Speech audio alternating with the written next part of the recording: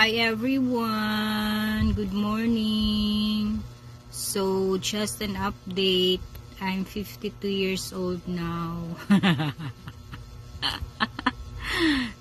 Kahapon ay birthday ko. So naging busy ako kahapon, namili ng materials para sa atin ditong gagawing uumpisahan na fence. At saka nakabisita din naman ako ng church yesterday, pumunta ng bank, and then nung hapon na lumabas kami ng aking mga anak, kumain kami sa titas. So just a simple celebration, pamilya lang. Salamat pala sa mga sponsor. Thanks to my honeybee, Steve, and to my daughter Bing, and also Ray, salamat.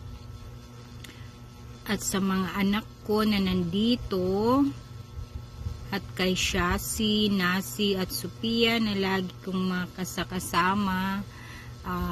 So kami lang, dahil walang masyadong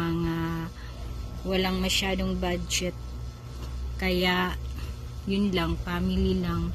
So yan lang po ang mga update ko, na gusto ko lang ipaalam sa inyo na ako ay 52 na today, yesterday.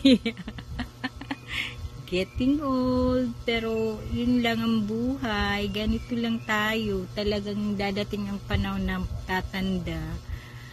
Kailangan maging strong sa mga pagsubok na dumarating sa ating buhay.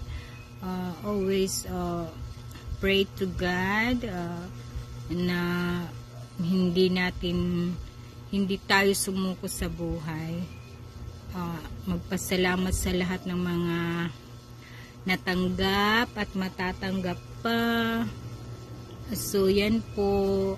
Salamat sa mga subscribers ko na pinanonood ang aking videos.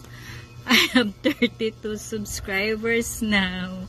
So thank you for watching my videos and then for subscribing my channel. Bye! Happy New Year!